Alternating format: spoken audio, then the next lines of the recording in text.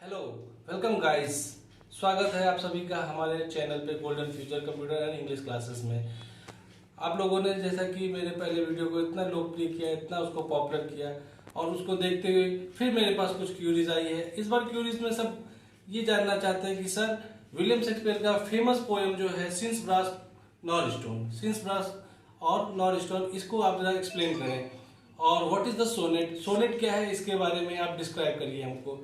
तो जनता की और हमारे फेवरेट स्टूडेंटों की बेहद मांग पर हम एक नया वीडियो लेकर के आ रहे हैं आप लोगों के सामने, जिसमें हम पूरी तरीके से आपको since brass nor stone William Shakespeare का जो कि बहुत ही फेमस सोनेट है, क्या है ये, और ये ग्रेजुएशन वालों के लिए, इंटरमीडिएट से लेकर के 12th वालों से, 12th में तो है ही इम्पोर्टेंट, बट ये graduation BA previous second and third year सभी क्लासेस वालों के लिए बहुत ही इंपॉर्टेंट सोनेट है। इसको आप ग्रेजुएशन फाइनल ईयर तक आराम से आप ये क्वेश्चन जब भी कुछ पूछा जाए विलियम शेक्सपियर के बारे में और सोनेट के बारे में तो आपको आधा ही तो मेंशन करना ही करना है। और अगर सिंस ब्रास नॉर स्टोन के बारे में अच्छे से जान गए ये क्या है तो उसके बारे में चलिए हम आप सबको बढ़िया ये पोएम है और उसका डिस्कस करने जा रहे हैं। तो हेलो गाइस, आप लोग तैयार हैं, रेडी? तो हमारे नए chapter since brass nor stone let us. हाँ, तो आप सब तैयार हैं? आप सबके सामने स्क्रीन पे दिखाई दे रहा होगा since brass nor stone sonnet. Okay, William Shakespeare की सबसे फेमस सोनेट है। उन्होंने ये सोनेट अपनी बिलव्ड की याद में, अपनी प्रेमिका की याद में ये लिखा हुआ था। ठीक है, तो ये आप 40 लाइन्स की ये कविता है। इसको समझने से पहले ये जो सोनेट है, पहले आप लोगों को अच्छे से ये समझना होगा कि सोनेट होता क्या है। तो आप लोगों के सामने स्क्रीन पे आपने ये सोनेट देखा, उसको डिस्क्राइब करने से पहले एक बार आप थोड़ा सोनेट के बारे में जान लीजिए। अब पहले मैं आपको समझाता हूँ व्हाट इज द सोनेट। देखिए आपके सामने स्क्रीन पे ये सोनेट के बारे में मैंने मेंशन किया है। What is the sonnet, sonnet होता क्या है basically students. Sonnet is a 40 lines poem. Sonnet is a 40 lines poem. There are 2 types of sonnet. तो सोनेट जो 14 लाइन की पंक्तियों को, 14 लाइन की पंक्तियों को सोनेट कहा जाता है। ठीक है, और ये जो है 2 पार्ट्स में डिवाइड किया गया है। नंबर 1 शेक्सपियरियन सोनेट और नंबर 2 इटालियन सोनेट।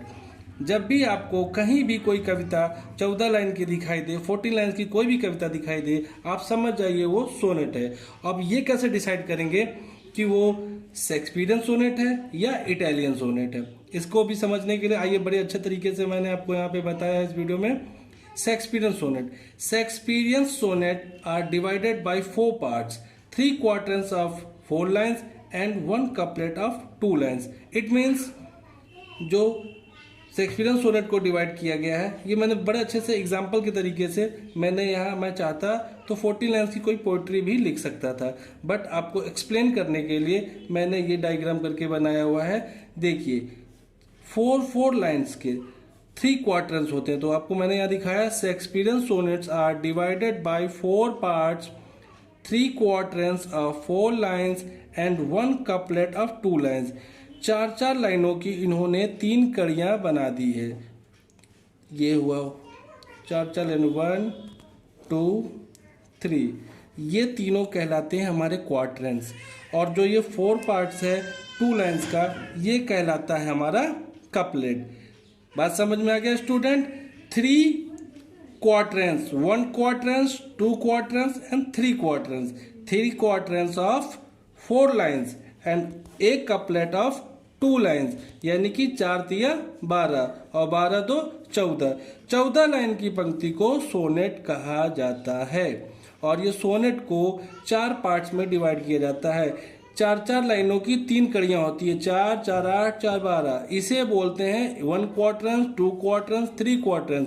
और एक जो सबसे नीचे 2 लाइनों की पंक्ति होती है वो अलग से होती है, उसे कपलेट कहा जाता है। अच्छा स्टूडेंट, आपको ये जानना भी जरूरी है कि ये जो 12 लाइन्स हुए, 4 4 8 एंड 4 12 लाइन्स में पोएट हमेशा पोएट्री के बारे में बात करता है। और 2 लाइन्स में, लास्ट के कपलेट में कवि अपने बारे में, पोएट खुद के बारे में जो बात करता है उसे कपलेट कहते हैं। आपने हिंदी में भी नोट किया होगा, देखा होगा कि कविताओं में, दोहा में कहन सूरदास, कहन कबीरा, यानी कि लास्ट में पोएट का खुद का भी नाम मेंशन होता है, वो कपलेट कहलाता है। बड़े सिंपल एग्जांपल देकर मैंने आपको समझाया।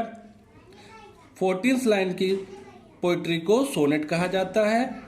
शेक्सपियरियन सोनेट के 14 लाइनों की पंक्तियों को 4-4 लाइनों की 3 कड़ियों को अलग कर दिया जाता है, दैट इज कॉल्ड क्वार्ट्रेंस। और एक अलग से जो 2 लाइन्स का होता है उसे कपलेट कहा जाता है। इसमें कवि, ऑथर, पोएट खुद के बारे में कहता है। तो आप लोगों ने शेक्सपियरियन सोनेट के बारे में सुन लिया।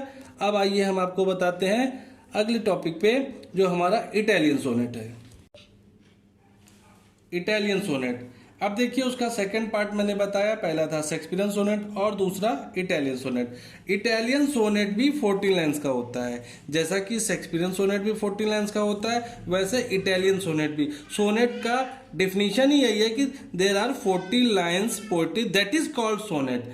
अब इटालियन में क्या होता है, there are also divided by 2 parts. ये 14 लाइन्स को 2 पार्ट में डिवाइड किया जाता है। 1 part has 8 line, that is called octave, and other parts of 6 line that is called sestet। देखिए अब इस 14 पंक्तियों को 2 पार्ट में डिवाइड किया गया है।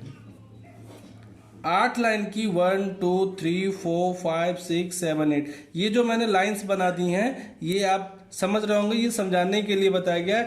ये 8 लाइंस की पोइट्री है कोई, और उसी के आगे कंटिन्यू किया गया 6 लाइन, यानी 8 लाइन अलग से लिखा होता है और 6 लाइन अलग से लिखा होता है। ये 2 पार्ट्स में होता है, 8 6 14। तो ये भी 14 लाइन की पोइट्री है, बट पहला 8 लाइन्स का होता है जिसे हम लोग ऑक्टेव कहते हैं, ऑक्टेव। और जो दूसरा पार्ट होता है उसे हम लोग यहाँ आपको लिख के दिखा दिया है, सस्टेट कहते हैं। ओके, तो आपको इटालियन सोनेट भी सही से समझ में आ गया होगा और शेक्सपियरियन सोनेट भी सही से समझ में आ गया। अब इसके बाद आइए हम लोग पढ़ने चलते हैं विलियम शेक्सपियर का famous sonnet since brass nor stone. आप सब ये देख सकते हैं, सीन्स ब्रास नॉर स्टोन आपके सामने ओपन है बाय विलियम शेक्सपियर। आइए इस पोएम को पढ़ने चल रहे हैं, सीन्स ब्रास नॉर स्टोन। इसको स्टार्ट करने से पहले स्टूडेंट आपको ये बता दें कि what is the theme of this poem. Actually में सोनेट में विलियम शेक्सपियर ने क्या बताना चाहा है, उन्होंने अपने प्रेमिका विलव्ड, उनकी खूबसूरती को कैसे कैद करके रखें उसको इस पोएम के ज़रिए इन्होंने बताने की कोशिश की है। विलियम शेक्सपियर ने एक्चुअली में इसका थीम ये है कि उन्हें अपनी प्रेमिका की खूबसूरती को सेव करके रखने की बहुत चिंता थी। वो चाहते थे कि क्या ऐसा करें कि अपनी प्रेमिका की खूबसूरती हमेशा हमेशा के लिए कैद करके रख लें, क्योंकि समय सबसे ज़्यादा शक्तिशाली है। स्टूडेंट, इस पोएम का मेन सेंटर फिगर है time destroy everything. Time is destroy everything, है ना। Time is a powerful, it destroy everything, then how can face beauty against the destructive power of the time.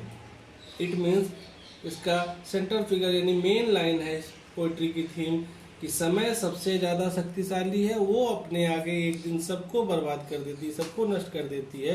तो ये सुंदरता नाजुक है, वो कैसे टिक पाएगी। अपनी प्रेमिका की सुंदरता को हम कैसे सदैव सदैव के लिए बरकरार रखें, उसके लिए वो इतने चिंतित थे और उन्होंने इस पोएम में उसका सॉल्यूशन बताया है। तो आपको उम्मीद है थीम समझ में आई होगी।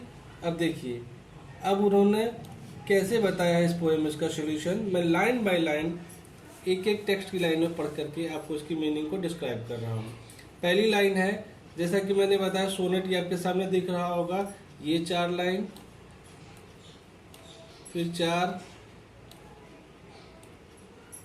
और फिर ये 4, ये 12 लाइन है। 12 लाइन और 2 लाइन नीचे आपने देखा होगा ये सस्टेट, यानी कि ये शेक्सपियरियन सोनेट है। 14 लाइन्स की पोइट्री, 4-4 लाइन की 3 कड़ियाँ दिख रही होंगी, 2 लाइन नीचे। तो 1 बाय 1 मैं आपको छोटा सा पोएम है बताता हूँ, टेक्स्ट एक एक लाइन की टेक्स्ट को पढ़ते हुए। सीन्स ब्रास नॉर स्टोन, पहली लाइन में आप देख रहे होंगे, since brass nor stone nor earth nor boundless sea but sad mortality over sways their power. यानी कि ना ही धातु और ना ही पत्थर, ना ही पृथ्वी और ना ही बाउंडलेस सी, असीमित सागर। बाउंडलेस सी का मतलब असीमित सागर। But sad mortality o'ersways their power, कोई भी समय के विनाशकारी शक्ति के आगे टिक नहीं सकता, यानी कि ना ही धातु और ना ही पत्थर और ना ही पृथ्वी और ये असीमित सागर। But sad mortality o'ersways their power, समय के विनाशकारी शक्ति के आगे इतनी बड़ी बड़ी चीजें नहीं टिक सकती। How with this rage shall beauty hold a plea, whose action is no stronger than a flower.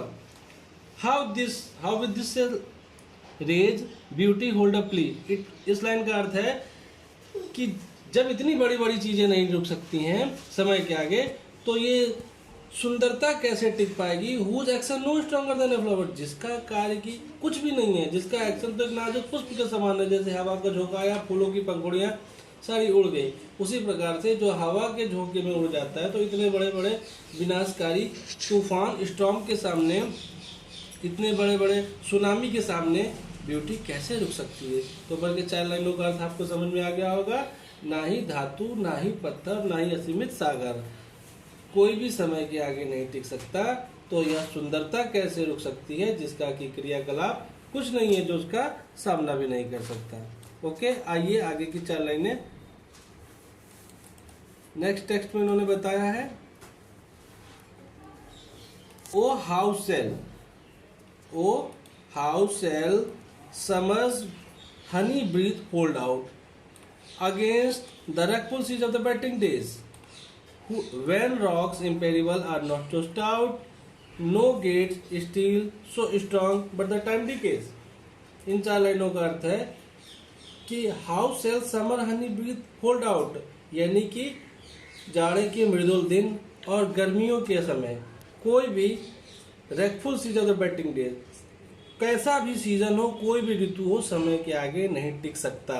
When rocks imperial not so stout, no gates और steel so strong but times decay, चाहे वो चट्टान हो, बड़ी बड़ी rocks में चट्टान, या स्टील के गेट, लोहे के दरवाजे मजबूत, सभी कुछ समय के आगे एक ना एक दिन, आपने देखा होगा लकड़ियों में भी घुन लग जाता है, दीमक लग जाती है, यानी कि समय धीरे धीरे सब कुछ नष्ट कर देता है। वो समरी यही बताना चाह रहे हैं। फिर उन्होंने वही बात कही, फिर सुंदरता कैसे समय के आगे टिक सकती है। तीसरे टेक्स्ट में इन्होंने स्टैंजा में बताया है, O fearful mediation where alack shall time's best jewel from time's chest lie hid, or what strong hand can hold his swift foot back, or what his spoil of beauty can forbid। यानी कि वो fearful मेडिएशन का मतलब चिंतन करना, अलग अकेले में। कवि कहते हैं, उनको ये जानकर पीड़ा होती है कि संसार में कुछ भी स्थिर एवं अनश्वर नहीं है। वह कहता है कि मैं अकेले में चिंतन करता हूँ तो मुझे चिंता होती है, एकांत में जब मेडिटेशन करता हूँ तो मुझे चिंता होती है कि इस संसार में कुछ भी अनश्वर नहीं है, कुछ भी स्थिर नहीं है। फिर वो कहते हैं कि shall time best jewel from time chest lie hid, it means कि श्रेष्ठतम रत्न इस विश्व के, श्रेष्ठतम वस्तुएं और श्रेष्ठतम व्यक्ति भी काल के विनाश से बच नहीं पाए हैं, वे भी नष्ट हो गए हैं तथा धूल में मिल गए हैं। तब कौन मुकाबला कर सकता है इस समय का, और what strong hand can hold his Swift foot back, और ऐसे कौन से मजबूत हाथ हैं जो समय के बढ़ते हुए काल चक्र को फुट बैक कर सके, उसके कदम को रोक सके। और who is spoil of beauty can forbid, और कोई ऐसा हाथ है जो इस ब्यूटी को नष्ट होने से, सुंदरता को नष्ट होने से फॉरबिड कर सके, मना कर सके, रोक सके। ऐसा कोई हाथ है नहीं। इट मीन सब कुछ समय नष्ट कर देता है एक ना एक दिन। ठीक, और फिर देखिए इन्होंने इन 12 लाइन्स में क्वेश्चन किया है और आखिरी में वही कपलेट में 2 लाइन्स में खुद ब खुद उसका आंसर भी दिया है। ऊपर की 12 लाइन की पंक्ति में आपने देखा कि उनको चिंता हो रही है कि time is destroy everything, it destroy everything, how can face beauty against with the destructive power of the time. तो फिर whose action is no stronger, than like a flower, वो नाजुक पुष्प कैसे इस समय के विनाशकारी शक्ति के आगे टिक सकता है, जबकि समय चाहे लोहे का दरवाजा हो, स्टील के गेट हो, रॉक्स हो, चट्टान हो, बड़ी बड़ी चीजें हो, सब कुछ एक ना एक दिन बर्बाद कर देता है। और कोई ऐसा हाथ है जो समय के विनाशकारी चक्र को रोक सके, उसके फुट को बैक कर सके? कोई ऐसा है? फिर उन्होंने बताया, ओ नन, कपलेट में बता रहे, O none unless this miracle have a might that in black ink my love may still shine bright. नहीं, ऐसा कोई हाथ नहीं है जो समय की विनाशकारी शक्ति को रोक सके, सिर्फ अनलेस एक चमत्कार ही उसको रोक सकता है। और वो चमत्कार क्या है? वह है black ink my love may still shine bright. It means, इसमें इन्होंने छोटी से छोटी लाइन में, कम से कम लाइनों में ये बताने की कोशिश की है कि सिर्फ अगर हम अपनी प्रेमिका की खूबसूरती का वर्णन कविता में ब्लैक इंक में कर दें, रिटर्न में कर दें, तो वो सालों साल जवान रहेगा और सदैव सदैव यूजर्स को, पढ़ने वाले श्रोताओं को, ऑडियंस को वैसी ही उसकी खूबसूरती दिखाई देगी, वो कभी मिट नहीं पाएगा। बात समझ गए दोस्तों? तो कवि ने ये बताने की कोशिश की है कि अगर हम किसी की खूबसूरती पोएट्री में लिख दें, वो पोएट्री सदैव सदैव जवान हो सकती है, उसी प्रकार से हम उसको रोक सकते हैं, बाकी और कोई इलाज नहीं है। जैसा कि एग्जाम्पल आप लोगों के सामने आप लोगों ने देखा होगा कि कोई बच्चा जब नौकरी करने गांव से शहर जाता है अपने माँ से बाप से बिछड़ करके, और जब कभी माँ बाप उसे चिट्ठी लिखते हैं तो अपने माँ बाप की वो लेटर को पढ़ता है वो बच्चा, तो वो लेटर चाहे 10 साल बाद 15 साल बाद ही कबर्ड से निकाल करके उसको पढ़ता है, तो उस लेटर में उसे अपने माँ बाप की छवि दिखाई देती है। वैसे ही हमेशा उसको वो इमेजिन करता है। लाइक दैट फिल्मी एक्टर देख लीजिए, चाहे कितने भी पुराने एक्टर हो जाए, राज कपूर, ऋषि कपूर ये हमारे सामने नहीं रहे। जितने भी जो पुराने दिवंगत श्रेष्ठ एक्टर्स रहे हैं उनको हमने हमेशा पर्दे पे देखा। हमारे लिए तब भी पर्दे पे थे और आज भी पर्दे पे हैं। आज भी अगर उनकी मूवीज आती है तो हमें लगता है कि वो जीवित हैं, क्योंकि उनको फिल्मा दिया गया है, उनको दर्शाया गया है। तो सदैव सदैव के लिए वो जवान हो चुके हैं, जवान है और हमारे लिए अमर हो चुके हैं। वैसे लोग कभी नहीं मरते। उसी प्रकार से किसी की कविता, अगर हम किसी की सुंदरता या किसी के बारे में अगर हम समथिंग वॉज रिटन, उसको टाइप कर दें, राइटिंग में लिख दें, तो वो जब जब उसको पढ़ेगा तो उसकी खूबसूरती वैसे ही बरकरार रहेगी दोस्तों। तो विलियम शेक्सपियर की इस बात को वाकई में सच होते हुए आपने देखा। आज ना ही विलियम शेक्सपियर रहे, ना उनकी बिलव्ड रही यहाँ पे इस संसार में। आज की जनरेशन वाले जब भी उस कविता को पढ़ रहे हैं, फिर भी हम लोग आज कैसे पता चल गया कि उनकी प्रेमिका कितनी खूबसूरत थी और विलियम शेक्सपियर क्या बताना चाहते थे। तो ये था ये थीम इस कविता का, और उम्मीद है दोस्तों आपको एक एक लाइन बहुत अच्छे से समझ में आ गया होगा। तो ये रहा सिंस ब्रास नॉरस्टोन की पूरी समरी। तो स्टूडेंट्स, आपने देखा सिंस ब्रास नॉरस्टोन और सोनेट्स। ये था सोनेट और सिंस ब्रास नॉरस्टोन, जिसको बहुत अच्छी तरीके से मैंने डिस्क्राइब कर दिया।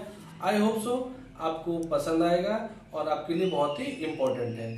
तो मैं आपसे जाते जाते ये निवेदन करना चाहता हूँ कि हमारे वीडियो को ज़्यादा से ज़्यादा लाइक, शेयर और कमेंट्स करिए और सब्सक्राइब करिए और बेल आइकन को प्रेस जरूर कीजिए, ताकि हमारे नेक्स्ट वीडियोस की नोटिफिकेशन आपको सबसे पहले मिल सके। तो एवरीबॉडी लेट्स एंजॉय और waiting for our next videos. Okay, thank you.